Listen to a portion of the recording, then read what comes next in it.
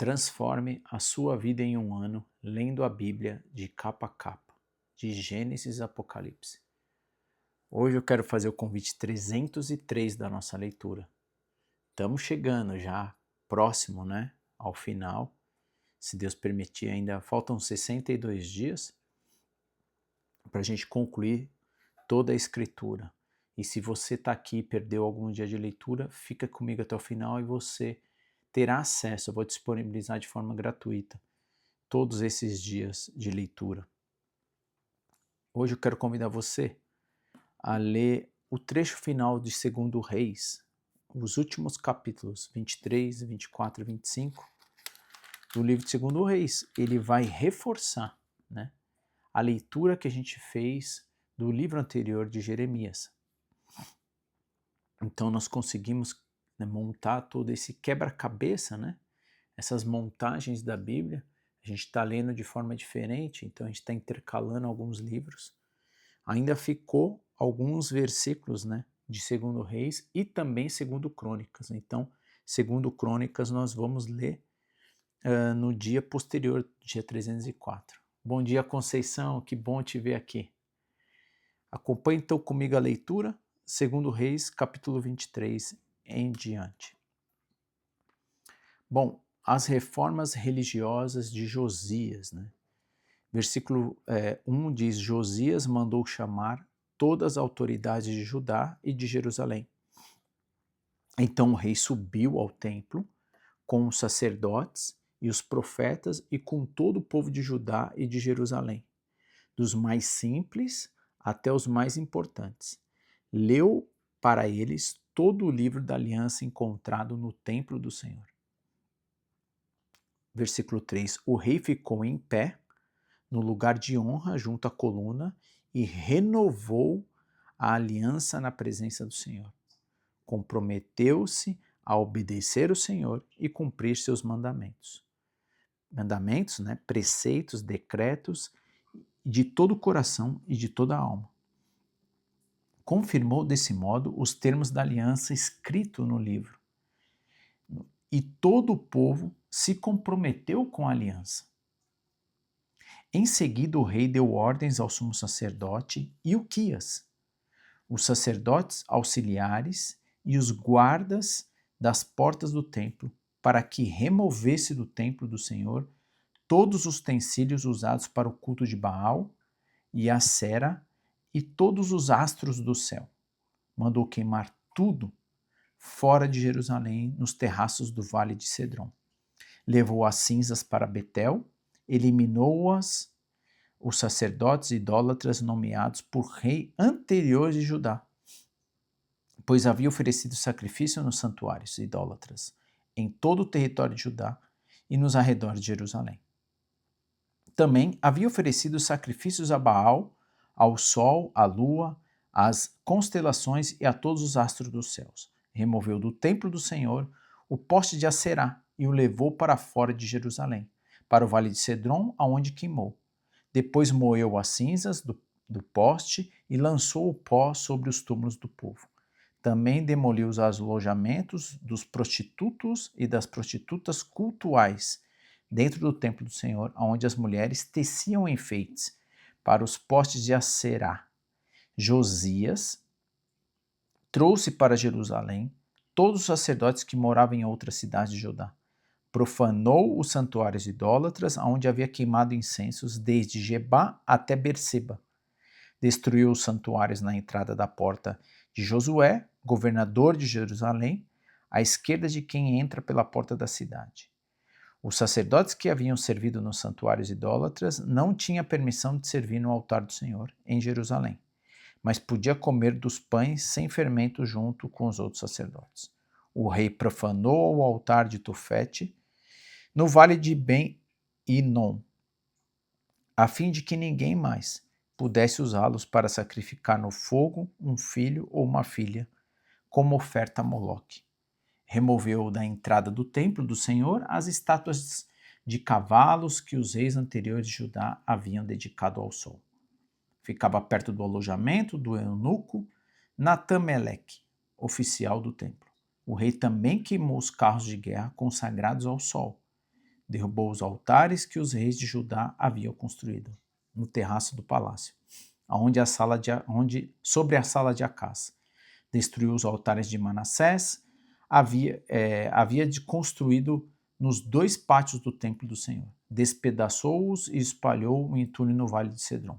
O rei também profanou os santuários idólatras a leste de Jerusalém, ao sul do Monte da Corrupção, que Salomão, rei de Israel, havia construído para Astarote, a repulsiva deusa dos Sidônios, e para Camus, o repulsivo deus do Moabita, e para Moloque.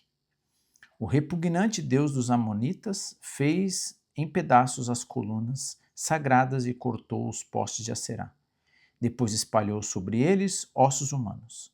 O rei também demoliu o altar em Betel, o santuário idólatra de Jeroboão, filho de Nebate, havia construído quando levou Israel a pecar. Queimou o santuário e o reduziu a pó, queimou a postes de Acerá. Então Josias olhou ao redor e viu várias sepulturas na encosta do monte. Mandou retirar os ossos das sepulturas e os queimou no altar de Betel para profaná-lo. Tudo isso aconteceu exatamente como o Senhor havia anunciado por meio do homem de Deus quando Jeroboão estava junto ao altar durante a festa. Depois, Josias se voltou e viu o túmulo do homem de Deus, que havia predito essas coisas. Que momento é aquele ali? O rei perguntou. O povo da cidade lhe disse: é o túmulo do homem de Deus, que veio de Judá e anunciou exatamente o que o Senhor acaba de fazer ao altar de Betel. Josias respondeu: deixe-no em paz, não mexa nos ossos. Assim não queimaram os seus ossos e nem os ossos do profeta de Samaria. Então Josias demoliu todos os santuários idólatras na cidade de Samaria, como havia feito em Betel. Tinha sido construído pelos reis de Israel e havia provocado a ira do Senhor. Matou os sacerdotes dos santuários idólatras e seus próprios altares e queimou ossos humanos sobre altares para profaná-lo. Por fim, voltou a Jerusalém. Então a gente vê aqui, né, Josias assumindo, né, como autoridade de Judá e Jerusalém, e ele realmente retirou tudo aquilo que não agradava a Deus, que idolatrava a outros deuses, né? Ele profanou tudo aquilo, tirou tudo aquilo que as pessoas levavam ao culto, né, religioso, que não a não ser o Deus vivo, né? E ele então reformulou e voltou aquilo que era agradável aos olhos do Senhor. A gente já até viu esse trecho, né, em outros livros, né? E então agora a gente vai ver o que? A grande celebração, né? A gente viu lá em 2 Crônicas e agora a gente vai ver a grande celebração da Páscoa, né? Inclusive que estamos perto, caminhando, né, para a Páscoa, né, comemorar a Páscoa, o que realmente é a Páscoa judaica, né? E hoje, qual é a verdadeira Páscoa, né? Ele diz assim no versículo 21. O rei Josias deu a seguinte ordem a todo o povo: celebrem a Páscoa do Senhor, seu Deus, como requer neste livro da aliança. A Páscoa não havia sido celebrada dessa forma desde o tempo em que os juízes governavam Israel, nem nos dias dos reis de Israel e de Judá. Mas no 18º ano do reinado de Josias, a Páscoa foi celebrada ao Senhor em Jerusalém. O pessoal tinha esquecido, né? Mais de celebrar a Páscoa. Versículo 24, Josias também exterminou os médiuns e os praticantes de ocultismo, os ídolos do lar, os ídolos em geral, e toda espécie de prática repulsiva, tanto em Jerusalém como em todo o território de Judá. Fez isso em obediência às leis escritas no livro, que o sacerdote Ilquias havia encontrado no templo do Senhor. Nunca antes houve um rei como Josias, que se voltasse para o Senhor de todo o coração, de toda a alma e de todas as forças, e obedecessem a toda a lei de Moisés. E nunca mais houve um rei como ele. Ainda assim, o Senhor continuou grandemente irado contra Judá, por causa de todas as coisas que Manassés havia feito para provocá-lo. Pois o Senhor disse: também expulsarei Judá de minha presença, como expulsei Israel. E rejeitarei Jerusalém, a cidade que escolhi, e o templo onde meu nome deveria ser honrado. Os demais acontecimentos do reinado de Josias e tudo que ele fez estão registrados no livro da história dos reis de Judá. Durante o reinado de Josias, o faraó Neco, rei do Egito, foi ao rio Eufrates dar apoio ao rei da Síria. O rei Josias e seu exército saíram para lutar contra ele, mas o faraó o matou quando se enfrentaram em Megido. Os oficiais de Josias levaram seu corpo de volta num carro de Megido para Jerusalém e o sepultaram em seu próprio túmulo. Então o povo ungiu Jeoacás, filho de Josias, e o proclamou rei. Então a gente vê aqui, né, Josias fazendo, né, falou que não havia nenhum, né, um rei como Josias. Josias agradou ao Senhor e ele acabou sendo morto, né, por Faraó. E aí o filho dele sucedeu o trono dele. E agora a gente vai ver como Joacás reina, né, em Judá. Vamos ver como que vai ser o desdobramento da próxima geração. O Joacás, que era o filho dele, tinha 23 anos quando começou a reinar. E reinou em Jerusalém por 3 meses só. Sua mãe se chamava Amutal e era filha de Jeremias de Líbna. Fez o que era mal aos olhos do Senhor, como seus antepassados, não como o pai dele. O faraó Neco prendeu Joacás em Ribla, na terra de Amate, para impedir que reinasse em Jerusalém. Também exigiu que Judá pagasse um tributo de 3.500 quilos de prata e 35 quilos de ouro. Joaquim vai reinar agora em Judá.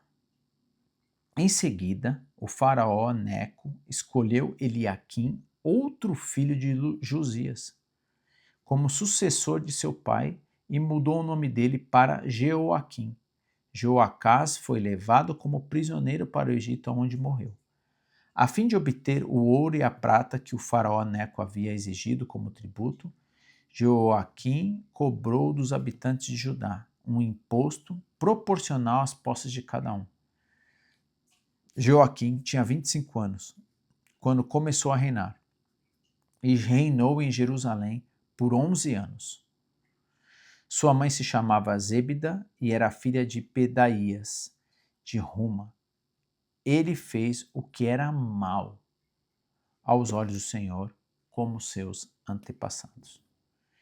Capítulo 24, ele vai dar continuidade dizendo que durante o reinado de Joaquim, Nabucodonosor, que é a história que a gente estava lendo, né, que a gente leu do livro anterior, rei da Babilônia, invadiu a terra de Judá. Joaquim se rendeu e lhe pagou tributo por 3 anos, mas depois se rebelou.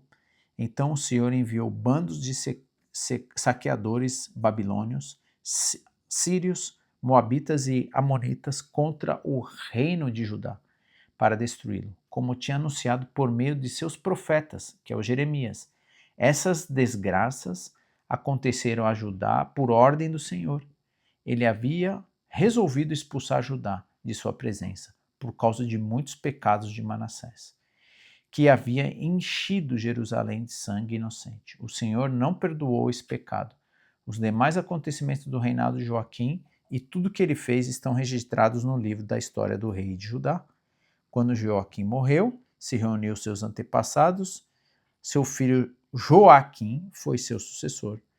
Depois disso, o rei do Egito não se atreveu a sair das fronteiras, pois o rei da Babilônia conquistou toda a região que antes havia pertencido ao Egito, desde o ribeiro do Egito até o rio Eufrates. A gente viu também essa história. Agora, Joaquim, ele vai reinar em Judá e a gente vai ver esse trecho, como foi o reinado desse Joaquim. né? Diferente do Joaquim, né? Joaquim tinha 18 anos quando começou a reinar e reinou em Jerusalém por 3 meses. Sua mãe chamava Neusta e era filha de Eunatã de Jerusalém. Fez o que era mal aos olhos do Senhor. Né? Você tem quem faz bem e quem faz mal aos olhos do Senhor, como seus antepassados. Durante o reinado de Joaquim, os oficiais de Nabucodonosor, rei da Babilônia, subiram contra Jerusalém e cercaram. O próprio Nabucodonosor chegou à cidade durante o cerco. Então Joaquim, rei de Judá, e a rainha, mãe, e os conselheiros e os comandantes e os oficiais se renderam aos babilônios. No 8º ano de seu reinado, Nabucodonosor levou Joaquim como prisioneiro, conforme o Senhor havia declarado antemão a Nabucodonosor, que levou embora todos os tesouros do templo do Senhor e do palácio real. Removeu todos os utensílios de ouro que Salomão, rei de Israel, havia colocado no templo. O rei Nabucodonosor deportou gente de toda a cidade de Jerusalém, incluindo todos os comandantes e os melhores soldados, artífices e ferreiros. 10.000 pessoas ao todo. Só ficaram na terra os mais pobres. A gente viu também essa leitura, né? Com mais riquezas no profeta Jeremias, no livro de Jeremias. Nabucodonosor levou cativos para a Babilônia o rei Joaquim e a rainha mãe, as esposas e os oficiais reis e todos os nobres de Jerusalém. Também deportou 7.000 soldados, todos fortes e aptos para a guerra, além de 1.000 artífices de ferreiros. Então o rei da Babilônia escolheu Matanias, tio de Joaquim, como rei de Judá, e mandou o nome dele para Zedequias. Zedequias, então, reina em Judá. Zedequias tinha 21 anos quando começou a reinar e reinou em Jerusalém por 11 anos. Sua mãe se chamava Amutal e era filha de Jeremias de Libna. Fez o que era mal aos olhos do Senhor, como Joaquim antes dele. Essas coisas aconteceram por causa da ira do Senhor contra o povo de Jerusalém e de Judá. Por fim, ele os expulsou da sua presença e os mandou para o exílio. E agora, capítulo 25, a gente vai ver a queda, né, de Jerusalém. Coisas que nós vimos, né, no último livro, né, que a gente leu de Jeremias. Eu falei que aqui alguns livros eles se complementam, né? Então eles vão se complementando, Levítico, Deuteronômio e por aí vai. Zedequias se rebelou contra o rei da Babilônia, capítulo 25. Nós vamos encerrar, na verdade, nesse capítulo. É isso, a gente vai finalizar o segundo reis no capítulo 25. A gente vai ver então essa queda de Jerusalém. Zedequias se rebelou contra o rei da Babilônia. Assim, em 15 de janeiro, durante o 9º ano do reinado de Zedequias, Nabucodonosor, rei da Babilônia e todo o seu exército, cercaram Jerusalém e construíram rampas de ataque contra os muros. Jerusalém permaneceu cercado até o 11º ano do reinado de Zedequias. Em 18 de julho, no 11º ano do reinado de Zedequias, a fome na cidade tinha se tornado tão severa que não havia mais nenhum alimento. Assim, abriram uma brecha no muro da cidade. Como a cidade estava cercada pelos babilônios, os soldados esperaram até anoitecer e fugiram pelo portão, entre os 2 muros atrás do jardim do rei. Então seguiram em direção ao vale do Jordão. Contudo, o exército babilônio perseguiu o rei e o alcançou nas planícies de Jericó, pois todos os soldados que haviam abandonado se dispersado, capturaram Zedequias e o levaram ao rei da Babilônia em Ribla, onde ele recebeu a sua sentença. Mataram seus filhos diante dele e depois lhe arrancaram os olhos e prenderam em correntes de bronze e o levaram para a Babilônia. Agora, o templo em Jerusalém vai ser destruído. Não só tiraram todos os despojos, né? O ouro, as coisas de valores, agora vai haver destruição. Em 14 de agosto daquele ano, no 19º reinado de Nabucodonosor, Nebuzaradã, capitão da guarda oficial do rei da Babilônia, chegou a Jerusalém. Queimou o templo do Senhor, o palácio real e todas as casas de Jerusalém, pôs fogo em todos os edifícios importantes da cidade. E depois supervisionou o exército babilônio na demolição de todos os muros de Jerusalém. Em seguida, Nebuzaradã, capitão da guarda, deportou o povo que havia ficado na cidade e os desertores que se entregaram ao rei da Babilônia e o restante da população. Permitiu, no entanto, que alguns dos mais pobres ficassem para cuidar das videiras e dos campos. Os babilônios despedaçaram as colunas de bronze na frente do templo do Senhor, as bases móveis de bronze e o grande tanque de bronze chamado Mar. E levaram todo o bronze para a Babilônia. Também levaram os baldes para cinzas e pás e cortadores de pavio, colheres e todos os outros utensílios de bronze usados para o serviço no templo. O capitão da guarda levou ainda os incensários, as bacias e todos os outros utensílios de ouro puro ou prata. Era impossível calcular o peso do bronze das duas colunas, do mar e das bases móveis para levar água. Esses objetos tinham sido feitos para o templo do Senhor nos dias de Salomão. Cada coluna media 8,1 metros de altura e o capitel de bronze no alto de cada coluna media 2,25 metros de altura. Era um enfeite ao redor das correntes entrelaçadas romãs de bronze. O capitão da guarda levou os prisioneiros, o sumo sacerdote Seraías e o sacerdote auxiliar Sofonias e 3 dos principais guardas das portas. Dentre o povo que ainda estava escondido na cidade, levou um oficial responsável pelo exército de Judá. 5 dos conselheiros pessoais do rei, o secretário do comandante do exército, que era encarregado do alistamento de soldados, e os outros 70 homens do povo. Nebuzaradã, capitão da guarda, levou-os ao rei da Babilônia em Ribla. E ali, em Ribla, na terra de Amate, o rei da Babilônia mandou executá-los. Assim, o povo de Judá foi enviado para o exílio, para longe da sua terra. Aí a gente vai ver então Gedalias, governa em Judá. Nós também vimos isso com mais riquezas, no último livro de Jeremias. Nabucodonosor, estamos encerrando, falta poucos versículos. Rei da Babilônia nomeou Gedalias, filho de Aicã, filho de Safã, como governador, o povo que ele havia deixado em Judá. Quando os comandantes do exército e seus homens souberam que o rei da Babilônia havia nomeado Gedalias governador, foram vê-lo em Mispá. Entre eles estava o filho de Netatias Joanã, filho de Careá, Seraias, filho de Netofatita, Tanumit, Jezanias, filho de Macatita, e todos os seus homens. Gedalias jurou a eles que os oficiais babilônicos não tinham intenção de lhes fazer mal nenhum. Não tenha medo deles, disse. Viviam na terra e serviam o rei da Babilônia. Tudo lhes irá bem.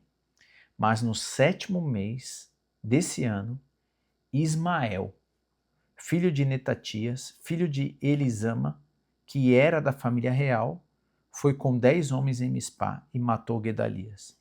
Também matou todos os judeus e os babilônios que estavam com ele em Mispá.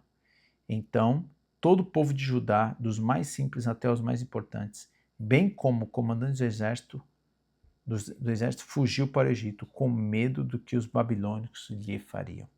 Nós vimos também isso como detalhe, pessoas que avisaram, Gedalias, mas ele não acreditou, que ele ia ser morto. E a gente então encerra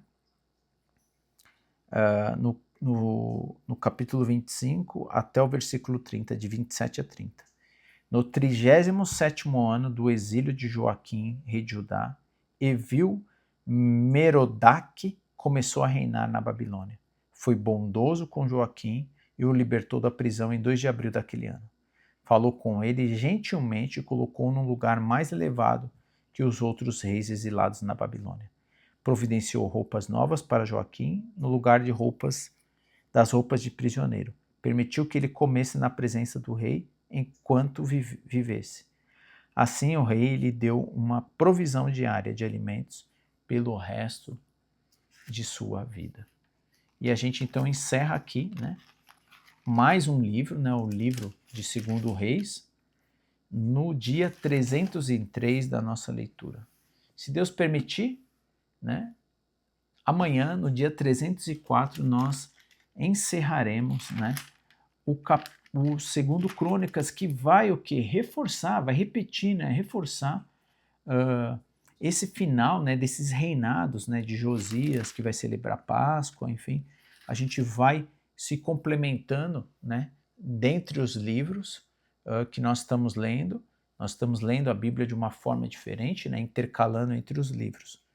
Quero convidar então você, antes de a gente, né, encerrar a nossa leitura, a gente fazer uma breve oração a Deus e a gente então encerra o dia 303. Feche seus olhos ou medite aí juntamente comigo. Nosso querido Deus, nosso maravilhoso Pai, Criador de todas as coisas, nós nos achegamos diante do Senhor humildemente para primeiramente agradecer por mais um dia de vida que o Senhor nos concede. Obrigado pela oportunidade que o Senhor nos dá de ter a chance de nós abrirmos a palavra do Senhor e lê-la em nossa língua e poder compreender e aprender, né, e conhecer a Tua vontade sobre as nossas vidas através da história, através do comportamento humano, da relação do povo com o Senhor. Inúmeras vezes, né, o povo mais desobedeceu, né, o povo pecou contra Ti e nós nos incluímos nisso. Nós conseguimos enxergar o quanto somos falhos, o quanto nós somos pecadores. Nós Te agradecemos porque o Senhor veio à Terra, através do Teu Filho Jesus, se sacrificou para salvar o perdido que somos nós. Nós estávamos lambuzados em nossos pecados. Nós estávamos vivendo nas escuridões. Mas o Senhor nos trouxe a luz. A luz veio a esse mundo e nos iluminou. Ajude-nos a aproximar cada vez mais do Senhor, andar em santidade juntamente com o Senhor, que o Teu sangue, né, o sangue do Teu Filho Jesus nos purifique de todo pecado. Nada que nós podemos fazer é o suficiente para sermos salvos. Nossa salvação está no sacrifício do Teu Filho. E essa é a nossa boa notícia que temos. Ajude-nos a anunciar que todos somos filhos, né? E que esses filhos precisam voltar ao Pai, ao Senhor. Nos dê, Pai, um dia de segurança, um dia protegido e livrado de todo mal. Nos dê ânimo diante das aflições, diante das circunstâncias. Abençoe todas as pessoas, Pai, que aqui passam, que acompanham a leitura diária, que elas possam ser supridas em suas necessidades, segundo a Tua vontade. Ajude-nos a cuidar da nossa alma, que ela é eterna. Sabemos que esse corpo vai perecer. E é no nome santo de Jesus que nós oramos no dia de hoje e Te agradecemos. Amém. Bom, obrigado por você estar aqui, né? Mais um dia da nossa leitura. Nós estamos caminhando, né, para chegar no final, né, desses 365 dias. Foi uma jornada.